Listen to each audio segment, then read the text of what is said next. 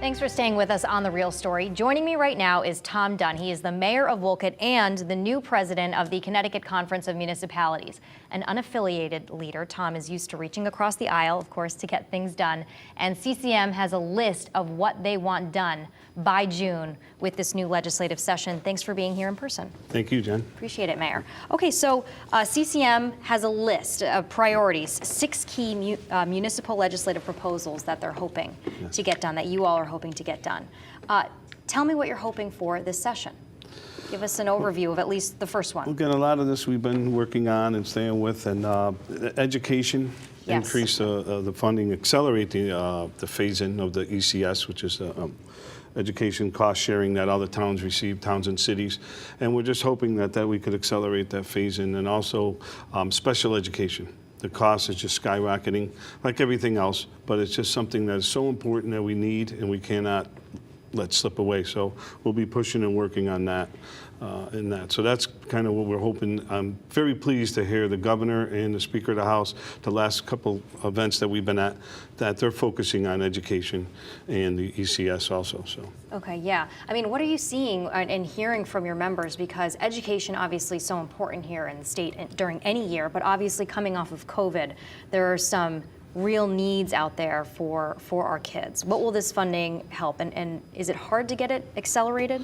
Is it hard to get that done, do you think? It's difficult, but I think we all say there's a formula, and we just want to make sure the formula is correct for everyone. We don't want to start slipping backwards. We know the cities and the big cities need extra because of more people moving into their cities and the extra cost. We understand that, but we don't want to see everybody else slipping back, because anytime that ECS, that money doesn't come in or stay, then that has to go on to the taxpayer.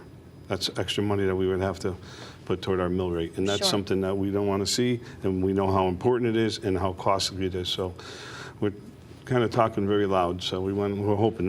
We think we got common ground with the governor and the speaker, that they're and the legislators, that they are agreeing that education is. And now we talk the dollars. Sure. Now you've obviously heard leaders talk about this as a priority, as you were saying. Yeah. Have you all had discussions with them yet and been able to already voice that this is a main issue that you'll be hoping and yeah, we've talked to them. We haven't been, I don't think we got into the room yet right now, but it'll be coming up very shortly. Yep. But we had a legislative event last week, and it was good to see we had a lot of legislators there.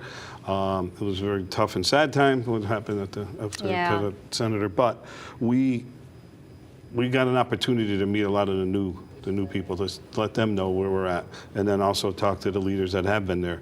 And what we've been hearing was they are working in the same level. They want to see education funded. Okay. So. All right, so that is number one. Let's talk about the second one. And you touched on this, but addressing the shortage of paraprofessionals in school districts.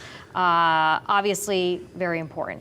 Yeah, again, it's has to do with the special education. Yes, they need to get the kids in the paraprofessionals in the classroom, and we need to get a program so it gets faster. But also want to make sure you vet them and that they're good people that come in, because the children are so important. Sure. So again, I think everyone's listening to that, but we just got to figure out a way to make that happen. And I think we get the right people in the room, we could do it. Okay, let's talk about your third priority here that you all have listed: increasing pilot reimbursement to municipalities. Yeah, and that's important too. In a lot of towns and cities, some people don't have any of that. It's payment in lieu of taxes, and it's buildings that are in there that don't have to pay taxes, but the state would cover it. And a lot of the pilot programs, the dollars would go into it, be funded, and then slowly you see it disappearing. And then it either comes into a different grant, and then that disappears. So we're just asking that they get funded at the statutory amount that they were already agreed on when they came up with the pilot program. Okay, and I would assume that our cities that have a lot of the tax exempt properties are at the forefront of benefiting from this, right? Like obviously Hartford is one, the first one that comes to mind. And there's other towns too, smaller towns that have a lot of state buildings in it, whether it be prisons or anything else, something like that.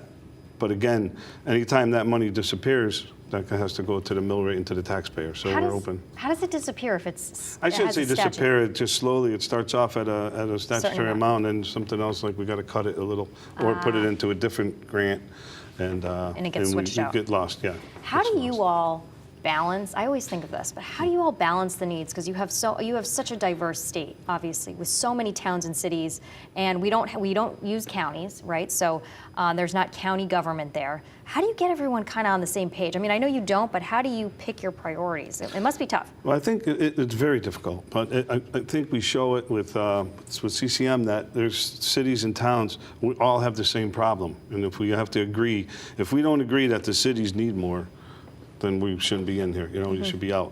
But also, we don't want to lose what we have, the smaller towns. So if we could get to that basis that we understand, you know, giving the cities more, but not taking it from our towns, that's how we agree on this is what we want to go talk about. Education, we want to see, you know, every child needs the dollar, every town needs it in city, but that's why we have to work together. And you're right, there is discussion in this, but then majority, we have a vote, and that's what we go and fight for. Okay. And you see we have 168 towns and cities in there, but we still fight for everyone. Right. Okay, let's talk about the fourth one here. Legal notices. Explain that to us and why it's important. Well, legal notice is something that we have to put in if you're doing certain things with planning and zoning, or things you have to put in a newspaper, and you have to do the whole text. You have to do it. Could take up a whole page or a page and a half. And all we've been asking in the towns and cities are just asking that, you know, we could just put an abridged portion of it, just to say that, because we have websites now. We have other local papers that we could do. Again, it's difficult. You're not looking to take away people's work or jobs, but it's very costly. And for some of the smaller towns that have town meetings for everything, it gets costly. Yeah. So trying to streamline we're just trying to just say we'll still give you the business, and you know, we'll help you that way, but we need to take some of the money away. Okay. I just want to list these last two off because I want to ask you another question before we go. But prevailing wage thresholds is another priority, and firefighter EMT recruitment and retention. Obviously, that last one very, very important. Yeah, Around the state and the prevailing wage is very sensitive because it's labor, and it looks like the towns and cities are against labor, and that's not it.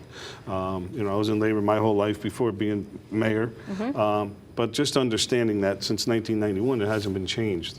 And we're looking at really smaller projects, just asking to lift the scale up a little bit, that if we want to do A, B, C, and D to a project that's $150,000, if we got to do prevailing wage, we can only maybe do A and B, so we're not going to finish the project because of the prevailing wage. Right. And a lot of times the bigger companies won't bid on something, a small project like that.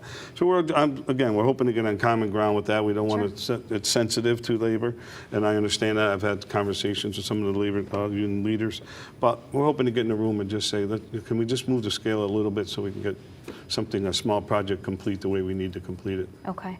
We only have about a minute left, but I need to point this out because it's so interesting. Mayor Dunn, you were just saying that you've been in your seat for more than 20 years, is it? I'm 20 years this year. As a mayor, congratulations. Mayor, yeah. Thank you. Wow. And you've seen it all. What's so interesting is you're unaffiliated. Yeah. And we were just saying, Kevin, who's with you all, was saying that you are the only unaffiliated mayor or first selectman or selectwoman in the state right now. Yes. So, you know, tell me, how did that come about? Were you a member of a party before? Or I was a member of a party before, and put my name in for mayor a couple times. They picked somebody else, and they did the same thing that year, and I chose not to primary. And I chose to go unaffiliated, so I ran against a Democrat and a Republican with no other ticket.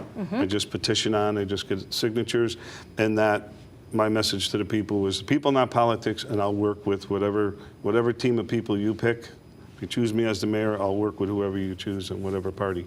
And it's been working for the past 20 years. So it was difficult, it was a little scary to do, but it worked. So. Well, in our polarized society right now, Yeah. it is interesting to see. All right, Mayor Dunn, thank you so much for coming on the program, talking about CCM's legislative priorities. We will love to have you back on as that session continues to see how these progress. Appreciate it. All right, that does it for us on The Real Story. If you want to watch these segments again, you can head to fox61.com, or you can download the Fox 61 app, or you can find us streaming on Fox 61 Plus, and watch The Real Story every Sunday at 10 a.m. right here on Fox 61.